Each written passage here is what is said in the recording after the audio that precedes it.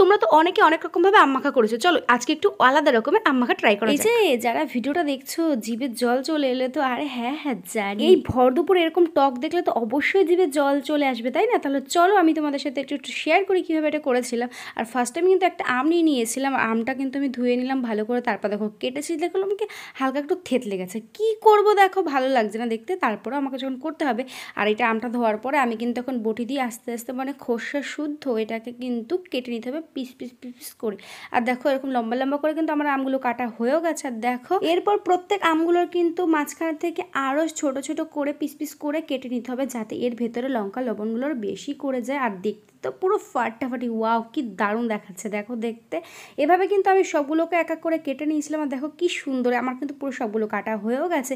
এবার কিন্তু এখানে দিয়ে দিয়েছিলাম হালকা করে একটু শুকনো লঙ্কার গুঁড়ো, আর এখানে দিয়েছি একটু নুন। এরপর কিন্তু দিয়ে দিয়েছিলাম পোড়া শুকনো লঙ্কা। আর মাখা খেতে পোড়া শুকনো লঙ্কা ছাড়া কিন্তু একদম অসম্পূর্ণ যাই বলে। এবার কিন্তু এই উপর থেকে একটু ছড়িয়ে দিলাম। আর তারপরে নিয়েছিলাম বাড়িতে বানানো শুকনো লঙ্কার গুঁড়ো, আর এর মধ্যে একটু নুন। এবার এটাকে একটু আমের সাথে ডলে ডলে নিলাম।